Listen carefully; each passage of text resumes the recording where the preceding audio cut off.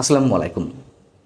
দর্শক, 2009-এর পর থেকে আওয়ামী লীগের শাসন যে ক্রমান্বয়ে দুঃশাসনে পরিণত হলো, এটা তো অনস্বীকার্য।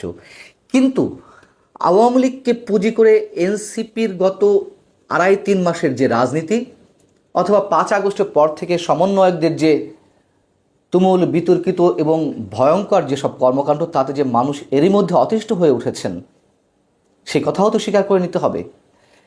মানুষের মোহর ভঙ্গ হয়েছে তাদের প্রতি। এই সমন্বয়ক এবং ছাত্র নেতাদের যে কোনো প্রকারের রাজনৈতিক আদর্শ নেই, রাজনৈতিক লক্ষ্য নেই, সে কথাও মানুষের সামনে একেবারে স্পষ্ট। আওয়ামী লীগ নিষিদ্ধের দাবি এখন তাদের একমাত্র রাজনৈতিক পুঁজি। খুব সিগনিফিকেন্ট একটা প্রশ্ন করি আপনাদেরকে। এই মুহূর্তে বাংলাদেশের মানুষের জন্য সবচেয়ে আতঙ্কের যে বিষয়টি, বাংলাদেশের অস্তিত্ব নিয়ে যে বিষয়টি সবার সামনে আসছে প্রশ্ন আকারে, তা হচ্ছে যুক্তরাষ্ট্রের ডিপ স্টেট কিংবা জাতিসংঘের দাবি অনুযায়ী রাখাইনের উদ্দেশ্যে বাংলাদেশের মধ্য দিয়ে যে করিডোর দেয়া নিয়ে আলোচনা হচ্ছে, সেই বিষয়টি।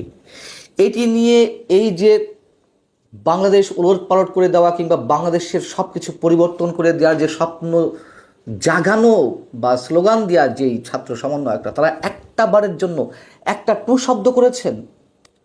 কোনো প্রকারের প্রশ্ন তৈরি করেছেন সরকারের প্রতি? কোনো প্রকারের দাবি তারা তুলেছেন যে এটি নিয়ে জাতীয় পর্যায়ে আলোচনা হোক?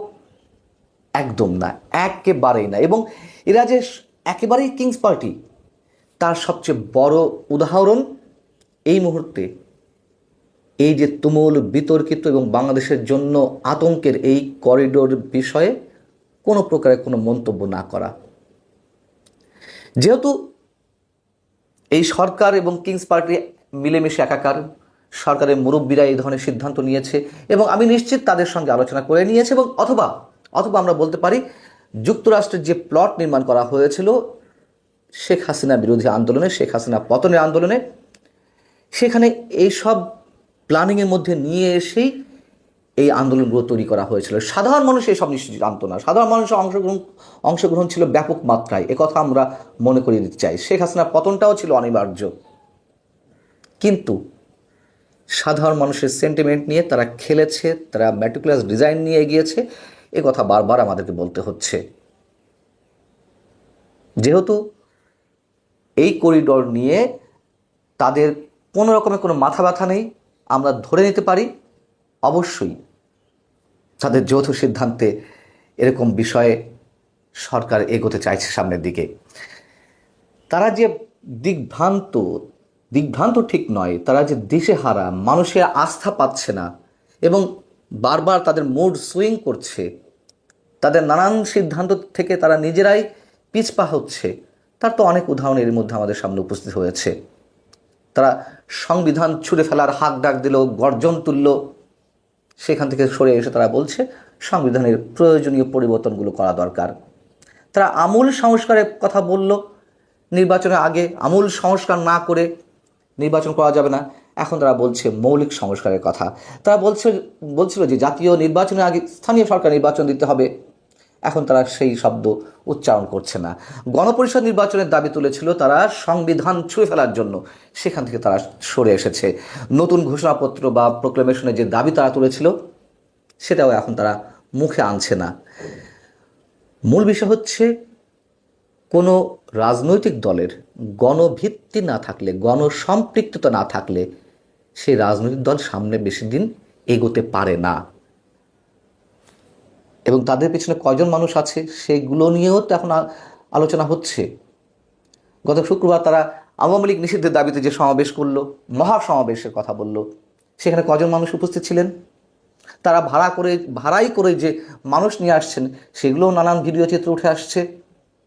এবং পয়লা বৈশাখে তারা যে অনুষ্ঠানটি আয়োজন করেছিল, সেখানে তো গোনা যাচ্ছিল যে কয়জন, 20, 50, 100 জন, কতজন মানুষ হয়েছিল। আরেকটা জিনিস খেয়াল করুন যে এরা যেমন করিডোর নিয়ে কোনো কথা বলছে না, এরা দুর্নীতির বিরুদ্ধেও তেমন কোনো কথা বলছে না। তার কারণ এদের সহযোগীরাই বা এই যে তর্জন গর্জন তোলা যে সমন্বয়করা, তাদের মধ্যে অনেকে, এই যে হাসনাত আবদুল্লাহ, সারজিস আলম, তাদের অনেকের বিরুদ্ধে তো দুর্নীতির অসংখ্য অভিযোগ। তারা আর দুর্নীতির বিরুদ্ধে কথা বলে কেমনভাবে? নাটক তো বেশিক্ষণ করা যায় না। নাহিদ ইসলাম শুক্রবারে আওয়ামী লীগ নিষিদ্ধের দাবিতে যে সমাবেশ অনুষ্ঠিত হয়েছিল, সেখানে ডক্টর ইউনূস সম্পর্কে হাসান আবদুল্লাহ কী বলেছেন হেফাজতের সমাবেশে, আমি সে কথা বলছি। তার আগে নাহিদ ইসলাম কী বলেছেন সেটাও আপনারা জানেন, একটু মনে করিয়ে দিই। তিনি শুক্রবারের মহাসমাবেশ থেকে বলছেন যে আওয়ামী লীগের বিচার না হলে গণঅভ্যুত্থানে নিহতদের রক্তের সঙ্গে বেইমানি করা হবে। গণঅভ্যুত্থানে যারা নিহত হয়েছেন, আহত হয়েছেন, গণঅভ্যুত্থানে অংশগ্রহণ করা, আমি একটু আগেই বলছিলাম সাধারণ মানুষের যে পার্টিসিপেশন, তাদের মূল উদ্দেশ্যটা কী ছিল? শেখ হাসিনা যেমন দিনের পর দিন বা টানা 3বার প্রহসনে নির্বাচন করে গণতন্ত্রকে হত্যা করেছেন, সেইখান থেকে ফিরে সরকার পরিবর্তনের মাধ্যমে একটা গণতান্ত্রিক প্রক্রিয়া নির্বাচনী বা একটা নির্বাচিত সরকার বাংলাদেশে প্রতিষ্ঠা করা, এই তো। তারপরে তারা তো কত কি দাবি তুলল, কত সব বিষয় আমাদের সামনে তুলে ধরলো, এবং সেগুলোকে নিয়ে তারা রাজনীতি করবে, এটা প্রথম থেকেই আমরা বলে আসছিলাম, এবং সেটাই তো হচ্ছে। অতএব গণঅভ্যুত্থানের নিহতদের সঙ্গে কারা বেইমানি করছে? গণঅভ্যুত্থানের যারা রক্ত দিয়েছেন তাদের রক্তের উপর দাঁড়িয়ে কারা সেই গণঅভ্যুত্থানের সঙ্গে প্রতারণা করছে?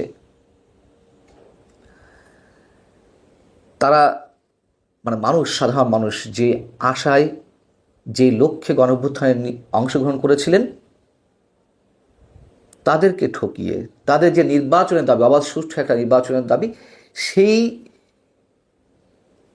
নির্বাচনকেই প্রলম্বিত করে তারা নিজেদের ক্ষমতা কুক্ষিগত করে রাখতে চায়। যেহেতু এই সরকারের একটি তারা পার্ট, ক্ষমতার স্বাদ লাভ করছে, এগুলোও পুরনো কথা, এগুলো আমাদেরকে বারবার বলতে হচ্ছে, তার কারণ মানুষ অতিষ্ঠ হয়ে উঠেছে, তো একটা শেষ থাকা দরকার। এবং নব্য ফ্যাসিজমের পরিচয় তো আমরা নানান দিক থেকে পাচ্ছি। সবচেয়ে বড় কথা হচ্ছে যে মব কালচার সৃষ্টি করা হয়েছে। একদিকে সরকারের পক্ষ থেকে আহ্বান জানানো হয়, বা সরকারের দায়িত্বশীল চেয়ারে বসে উপদেষ্টারা বলেন, হুঙ্কার দেন, আর সহ্য করা হবে না মবের। কে শোনে কার কথা? চলছে, মহাসমারোহ চলছে। এবার আমাদের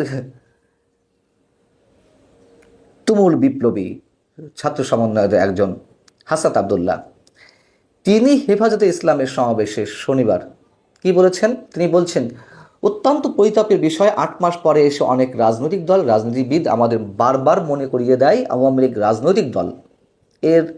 এই রাজনৈতিক দল নিয়ে সিদ্ধান্ত নেওয়ার এখতিয়ার নাকি তাদের নাই? নিজেদের কথা বলছে। ডক্টর ইউনূস কয়েকদিন আগে বলেছেন আওয়ামী লীগ নির্বাচনে অংশ নেবে কিনা এই সিদ্ধান্ত আওয়ামী লীগের। ডক্টর ইউনূস ভুলে যাবেন না, আপনাকে আমরা ক্ষমতায় বসিয়েছি। হুঙ্কার ছাড়ছে ডক্টর মোহাম্মদ ইউনূসের প্রতি।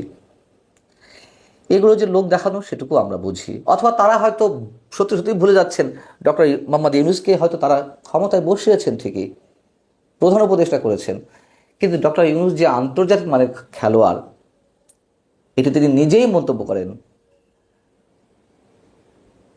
এবং তার লিয়াজোটা কোথায় কি নানান ধরনের হিডেন এগ্রিমেন্ট থাকতে পারে, অনেকে সে কথাও তো উচ্চারণ করছেন। ক্ষমতায় বসিয়েছেন ঠিকই, কিন্তু ক্ষমতা থেকে নামাতে পারবেন কিনা সেটিও তো একটি প্রশ্ন। এই ছাত্র সমন্বয়কদের অনেককেই আমি বিশ্বাস করি যে তারা সত্যি শুধুমাত্র শেখ হাসিনার পতনের জন্য আন্দোলন করেছিলেন, কিন্তু তারা নিজেরাও যে তাদের অজান্তে ব্যবহৃত হয়েছেন, তারা এখনও বুঝতে পারেননি, এখনও বুঝতে পারছেন না।